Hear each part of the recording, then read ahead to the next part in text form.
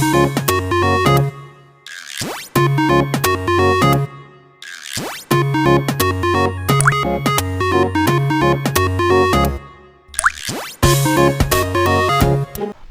សួស្តីអ្នកទាំងអស់គ្នាសូមស្វាគមន៍មកកាន់ Channel ST Cambodia ថ្ងៃនេះដែរខ្ញុំនឹងបង្រៀនអ្នកទាំងអស់គ្នាពីរបៀបនៅក្នុងការបង្កើតនៅ video effect ជាលក្ខណៈ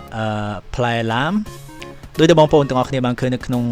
intro video ឬក៏នៅក្នុង thumbnail រួចជាស្រេចទៅហើយដូច្នេះដើម្បីកុំឲ្យអូសបន្លាយពេលយូរយើងនាំគ្នាចាប់ផ្ដើមទាំងអស់គ្នា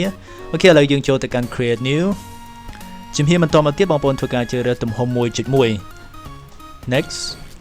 អូខេនៅពេលដែលយើងចូលមកដល់ផ្ទាំង edit នេះជំហានដំបូងបំផុតដែលបងប្អូនត្រូវធ្វើគឺបងប្អូនចូលទៅកាន់ media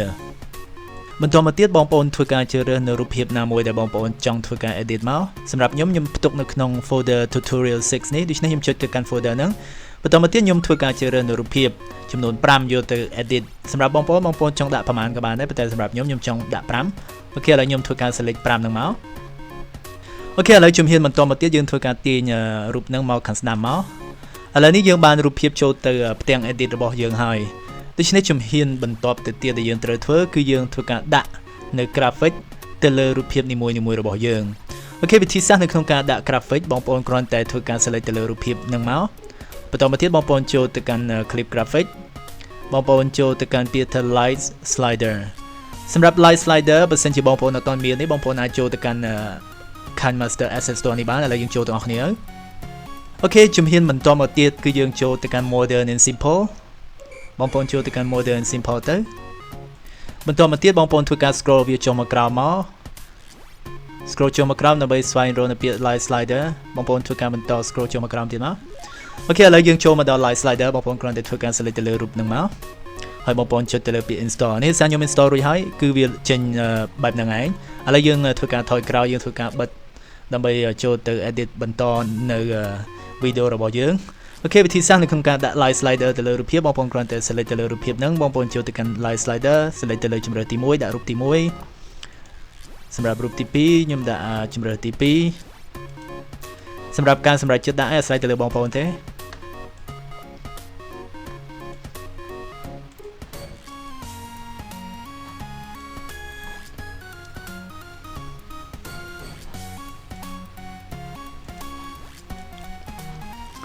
អូខេឥឡូវជំហានបន្ទាប់ពីយើងដាក់រួចហើយយើងធ្វើការទាញរូបនឹងយកមកខាងស្ដាំមកឥឡូវនេះជំហានបន្ទាប់ទៀតដែលយើងត្រូវធ្វើគឺយើងធ្វើការផ្លាស់ប្ដូរ transition រវាងរូបភាពមួយទៅនឹងរូបភាពមួយផ្សេងទៀតដូច្នេះរបៀបនៅក្នុងការដាក់ transition effect ទៅលើរូបភាពនីមួយៗបងប្អូនគ្រាន់តែចុចទៅលើសញ្ញាបូកនេះមកបន្តមកទៀតបងប្អូនចូលទៅកាន់ពាក្យថា shake it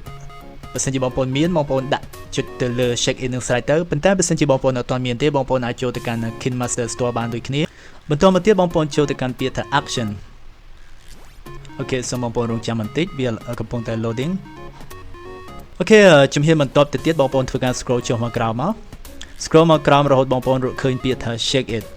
បងប្អូនបន្តធ្វើការ scroll ចុះមកក្រោមមកនេះបងប្អូននៅពេលដែលបងប្អូនឃើញពាក្យ shake it ហ្នឹង S H A K E I T នេះបងប្អូនធ្វើការ select លើវាមកបន្តមកទៀតវានឹងចេញផ្ទាំងបែបនេះបងប្អូនគ្រាន់តែចុច install មកអានេះសារខ្ញុំ install រួចវាចេញបែបហ្នឹងឯងអូខេឥឡូវយើងធ្វើការ install រួចហើយយើងធ្វើការថយក្រោយមកបងប្អូនអូខេឥឡូវជំហានបន្ទាប់ទៅទៀតបងប្អូនគ្រាន់តែធ្វើការចុចទៅលើសញ្ញាបូកហ្នឹងរួចហើយបងប្អូនចូលទៅកាន់ពាក្យ shake it បងប្អូនធ្វើការជ្រើសរើសយកជម្រើសណាមួយដែលបងប្អូនចង់បានមកសម្រាប់ខ្ញុំtransition ទី1ខ្ញុំជ្រើសរើសទី1transition ទី2ខ្ញុំធ្វើការជ្រើសរើសជម្រើសទី2 transition ទី3ខ្ញុំសូមធ្វើការជ្រើសរើសយកជម្រើសទី3អូខេឥឡូវយើងធ្វើការ edit រួចរាល់អស់ហើយបងប្អូនអូខេឥឡូវជំហានបន្ទាប់មកទៀតដែលយើងត្រូវធ្វើគឺយើងធ្វើការដាក់ជំហានបន្ទាប់មកទៀតអ្វីដែលយើងត្រូវធ្វើគឺយើងដាក់ផ្លែឡាមចូលទៅកាន់ផ្ទាំង edit របស់យើងអូខេវិធីសាស្ត្រដូចគ្នាដែរបងប្អូនគ្រាន់តែបងប្អូនចូលទៅកាន់ layer ចូលទៅកាន់ media ចូលទៅកាន់ folder ដែលបងប្អូនទុកផ្លែឡាមហ្នឹងដូច្នេះខ្ញុំសូមបញ្ជាក់បងប្អូនបើសិនបងប្អូនចង់ download effect ដែលមានទាំងអស់នៅក្នុងវីដេអូហ្នឹងបងប្អូនអាចចូលទៅកាន់ link នៅក្នុង description ខាងក្រោមបានអូខេឥឡូវយើងចូលទៅកាន់ឡាមហ្នឹងមកអូខេឥឡូវយើងរួចរាល់ហើយដូច្នេះវិធីសាស្ត្របន្តមកទៀតយើងធ្វើការទាញផ្លែឡាមហ្នឹងឲ្យស្មើទៅនឹងប្រវែងទាំងមូលនៃរូបភាពខាងលើយើងធ្វើការទាញមកបងប្អូនអូខេឥឡូវយើងបានទាញស្មើល្អហើយយើងធ្វើការទាញនៅរូបទាំងអស់ហ្នឹងមកខាងក្រោយវិញ អូខេឥឡូវជំហានបន្ទាប់ទៅទៀតដែលយើងត្រូវធ្វើគឺយើងធ្វើការដាក់នៅផ្ទាំងឡាមហ្នឹងឲ្យវាពេញអេក្រង់វិធីសាស្ត្របងប្អូនចូលទៅកាន់រូបហ្នឹងបន្តមកទៀតបងប្អូនចូលទៅកាន់ជម្រើសខាងស្ដាំបងប្អូនចុចសញ្ញា check អូខេឥឡូវយើងមកដល់នេះហើយឥឡូវយើងធ្វើការ play វាបន្តិចដើម្បីឲ្យរូបភាពហ្នឹងវាបង្ហាញនៅក្នុងផ្លែឡាមហ្នឹងអូខេឥឡូវយើងបានមកដល់ជម្រើសនេះហើយបងប្អូនដោយដែលបងប្អូនបានឃើញអញ្ចឹងគឺថារូបភាពដែលយើងដាក់ទៅផ្នែកខាងក្រោយនៃផ្លែឡាមហ្នឹងគឺវាបានសម្រេចហើយប៉ុន្តែដោយដែលបងប្អូនបានឃើញអញ្ចឹងគឺថារូបមនុស្សនៅក្នុងផ្លែឡាមហ្នឹងមិនទាន់ត្រូវចំពាក់កណ្ដាលនៃផ្លែឡាមនៅឡើយទេដូច្នេះវិធីសាស្ត្រនៅក្នុងការទាញបងប្អូនគ្រាន់តែធ្វើការ select ទៅលើរូបភាពហ្នឹងមក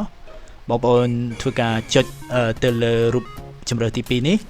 បន្តមកទៀតបងប្អូនធ្វើការទាញរូបហ្នឹងឲ្យចំកណ្ដាលមកបងប្អូនអូខេឥឡូវនេះចំកណ្ដាលហើយចុចសញ្ញា check ចុចទៅលើរូបភាពទាំងទី2បន្តមកបងប្អូនចុចទៅលើជម្រើសទី2នេះទៅដែរហើយបងប្អូនធ្វើការទាញឲ្យចំចំណុចកណ្ដាលបងប្អូនចុចសញ្ញា check ដូចគ្នាចូលទៅកាន់រូបភាពទាំងទី3ចូលទៅកាន់រូបនេះធ្វើការទាញរូបនឹងយកមកចំប្រឡោះកណ្ដាលបងប្អូនចុចសញ្ញា check ចូលទៅកាន់រូបទី4ចុចនេះទៅដែរហើយបងប្អូនធ្វើការទាញរូបមនុស្សទី4ហ្នឹងឲ្យចំទៅនឹងប្រឡោះកណ្ដាលចាំទីបងប្អូនអូខេឥឡូវចំប្រឡោះកណ្ដាលហើយបងប្អូនចុចសញ្ញា check ទៅអូខេឥឡូវយើងបានធ្វើការដាក់រួចរាល់ហើយយើងធ្វើការទាញរូបទាំងអស់ហ្នឹងមកខាងស្ដាំវិញមកអូខេឥឡូវជំហានបន្ទាប់ទៅទៀតគឺយើងធ្វើការដាក់នៅ effect music soundtrack ឬក៏ប្រភេទរលកខ្សែបទញាក់តាម play ណាបងប្អូនដូច្នេះវិធីសាស្ត្រដូចគ្នាបងប្អូនចូលទៅកាន់ layer ចូលទៅកាន់ media ហើយបងប្អូនចូលទៅកាន់ folder ដែលបងប្អូនរក្សាទុកនៅ music soundtrack ហ្នឹងអូខេជំហានបន្ទាប់ទៅទៀតបងប្អូនចូលទៅកាន់នឹងមកចូលទៅកាន់ជម្រើស green screen soundtrack នឹងរួចមកអូខេឥឡូវអ្វីដែលបងប្អូនត្រូវធ្វើគឺបងប្អូនធ្វើការទាញធ្វើការបង្វិលនៅ music soundtrack ហ្នឹងឲ្យវាត្រូវទៅតាមទិសដៅរបស់វាបងប្អូនធ្វើការទាញឲ្យវាចំប្រឡោះកណ្ដាលអូខេបន្តមកទៀតយើងធ្វើការទាញបង្រួមវាបន្តិចដើម្បីកុំឲ្យខ្សែបន្ទាត់ខ្សែញាក់តាម play ហ្នឹងវាវែងជាងជ្រុងខាងឆ្វេងខាងស្ដាំនៃផ្លែឡាមហ្នឹងបងប្អូនធ្វើការទាញវាបង្រួមបន្តិចមកឥឡូវយើងធ្វើការបង្រួមបានសម្រាប់យើងធ្វើការទាញវាចុះមកក្រោមមកបងប្អូនទាញវាចុះមកក្រោមល្មមនៅចុងផ្លែដើមបងប្អូនអូខេឥឡូវយើងសន្មតថាដាក់វាប៉ុណ្្នឹងហើយបងប្អូនអូខេឥឡូវជំរឿបន្ទាប់ទៅទៀតបងប្អូនធ្វើការចូលទៅកាន់ពាក្យថា chroma key បងប្អូនធ្វើការចុចបើក enable តមកទៀតបងប្អូនចុចសញ្ញា check អូខេឥឡូវជំហានបន្តមកទៀតយើងធ្វើការដាក់នៅរលកខ្សែបត់ញាក់តាម play ហ្នឹងមកដាក់នៅផ្ទៃខាងមុខបង្អស់នៃវីដេអូរបស់យើងដូច្នេះវិធីសាស្ត្របងប្អូន select ទៅលើរូបហ្នឹងបងប្អូនចុចទៅលើសញ្ញាចុច3នេះបងប្អូនជ្រើសរើសយកជម្រើស send forward នេះជម្រើសនេះឬក៏ bring forward បងប្អូនចុចទៅកាន់ជម្រើសហ្នឹងរួចចុចទៅកាន់ជម្រើសហ្នឹងទៅអូខេជំហានបន្ទាប់បងប្អូនធ្វើការ copy នៅ green screen រលកខ្សែ play ហ្នឹងដើម្បីយកទៅដាក់នៅផ្នែក color នៃឡាមអូខេវិធីសាស្ត្របងប្អូនគ្រាន់តែធ្វើការ select ទៅលើ green screen នឹងរួចបងប្អូនចុចសញ្ញា3នេះមកហើយបងប្អូនចុចពាក្យថា duplicate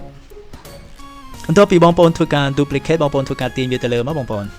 បន្ទាប់ពីបងប្អូនធ្វើការទាញវាទៅលើរួចបងប្អូនធ្វើការបង្វិលវាឥឡូវយើងធ្វើការបង្វិលវាមកបង្វិលវាចំកណ្ដាលអូខេឥឡូវវាចំកណ្ដាលចាំតិចបងប្អូនធ្វើការបង្វិលវាចំប្រឡោះកណ្ដាល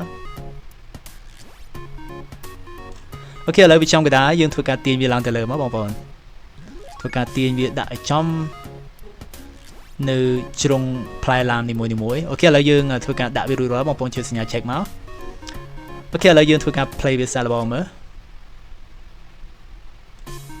អូខេដូចដែលបងប្អូនបានឃើញហើយគឺថាខ្សែរលកសំឡេងហ្នឹងវាត្រូវបានដាក់ទៅចុងផ្លែឡាមនីមួយហើយ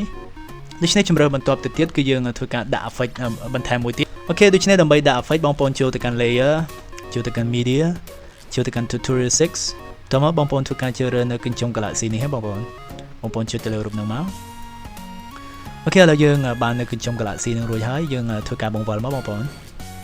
ធ្វើការបង្វិលវាមកខាងនេះមកធ្វើការបង្វិលវាចំផ្ទៃកណ្ដាលបងប្អូននេះយើងបានចំផ្ទៃកណ្ដាលហើយអូខេវិធីសាស្ត្រម្ដងទៀតបងប្អូនអូខេដូច្នេះវិធីសាស្ត្របន្ទាប់ទៅទៀតបងប្អូនធ្វើការទាញវាចុះមកក្រោមមកបងប្អូនទាញវាចំផ្ទៃខាងក្រោមមកបងប្អូនអូខេឥឡូវយើងបានធ្វើការទាញវាមកដល់ក្រោមហើយបន្តមកទៀតបងប្អូនចុចទៅកាន់ពាក្យ blending បងប្អូនធ្វើការ scroll ចុះមកក្រោមចុចពាក្យ blending បន្តមកទៀតបងប្អូនចុចពាក្យថា screen ដើម្បីធ្វើការបំបត្តិនៅផ្ទាំង background ពណ៌ខ្មៅបងប្អូនចុចពាក្យ screen មក ok បន្តមកទៀតបងប្អូនធ្វើការចុចសញ្ញា check អូខេឥឡូវយើងធ្វើការដាក់នៅកញ្ចុង Galaxy នឹងរួចរាល់ហើយជំហានបន្ទាប់ទៅទៀតយើងធ្វើការដាក់នៅផ្ទាំង effect text ឬផ្ទាំង effect អក្សរនៅផ្នែកខាងលើនៃចុងផ្លែដើមផ្លែឡាមអូខេដូច្នេះវិធីសាស្ត្រដូចគ្នាបងប្អូនចូលទៅកាន់ layer ចូលទៅកាន់ media ហើយបងប្អូនចូលទៅកាន់ folder នេះហើយបងប្អូនធ្វើការជ្រើសរើសនៅអក្សរអូខេខ្ញុំធ្វើការជ្រើសរើសនៅ video អក្សរហ្នឹងអូខេឥឡូវនេះយើងរួចរាល់ហើយយើងធ្វើការបង្វិលវាមកបងប្អូនធ្វើការបង្វិលឲ្យចំផ្ទៃកណ្ដាលនៃផ្លែឡាមកដើម្បីពេលយើងទាញទៅលើវាស្មើល្អអូខេឥឡូវរួចរាល់ហើយយើងធ្វើការទាញវាឡើងទៅលើមកបងប្អូនអូខេឥឡូវធ្វើការរួចរាល់ហើយដូច្នេះវិធីសាស្ត្រដូចគ្នាដើម្បីធ្វើការបំបត្តិនៅផ្ទាំង background ពណ៌ខ្មៅបងប្អូនចូលទៅកាន់ពាក្យថា blending បងប្អូនចូលទៅកាន់ blending រួចបងប្អូនជ្រើសពាក្យថា screen អូខេឥឡូវយើងបានធ្វើការដាក់នៅផ្ទាំងអក្សររួចរាល់នៅខាងនេះហើយបងប្អូនអូខេជំហានបន្ទាប់ទៀតដែលយើងត្រូវធ្វើគឺយើងធ្វើការជ្រើសរើសនៅ music ឬក៏ audio អូខេវិធីសាស្ត្របងប្អូនធ្វើការចូលទៅកាន់ audio ទៅបន្តមកទៀតបងប្អូនធ្វើការជ្រើសរើសនៅបទភ្លេងណាមួយដែលបងប្អូនចង់បានអូខេសម្រាប់ខ្ញុំសូមធ្វើការជ្រើសរើសបទ Love Me Again នេះមកអូខេឥឡូវយើងបានធ្វើការបញ្ចូលបទភ្លេងហ្នឹងចូលទៅកាន់ផ្ទាំង edit video របស់យើងរួចរាល់ហើយដូច្នេះជំហានបន្ទាប់ទៅទៀតយើងធ្វើការកាត់នៅបំណែកមិនចាំបាច់នៅខាងក្រោយនៃ clip នីមួយៗវិធីសាស្ត្របងប្អូនគ្រាន់តែចុចសញ្ញាទៅមុខនេះមកហើយបងប្អូនធ្វើការកាត់ផ្ដាច់នៅផ្នែកមិនចាំបាច់នៅផ្ទៃខាងក្រោយអូខេបងប្អូនធ្វើការ select ទៅលើ video ណាមួយឬរូបភាពណាមួយដែលបងប្អូនចង់កាត់ផ្ដាច់បំណែកខាងក្រោយបន្តមកទៀតបងប្អូនធ្វើការ scroll ចុះមកក្រោមបងប្អូនធ្វើការជ្រើសរើសពាក្យថា trim អូខេបន្តមកទៀតបងប្អូនជ្រើសរើសយកជម្រើសទី2អូខេបន្តមកទៀតបងប្អូនចុចសញ្ញា check អូខេឥឡូវយើងទាញវាមកខាងស្ដាំវិញអូខេឥឡូវវីដេអូយើងបានធ្វើការ edit រួចរាល់អស់ហើយឥឡូវនេះយើងធ្វើការ play សាកល្បងបន្តិច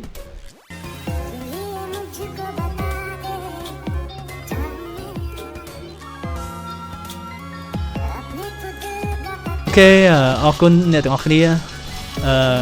វីដេអូរបស់យើងគឺសន្មតថាបញ្ចប់ត្រឹមនេះហើយបើសិនបងប្អូនមានចម្ងល់អីផ្សេងៗបងប្អូនអាចធ្វើការ comment នៅក្នុង comment ខាងក្រោមបានសម្រាប់មតិយោបល់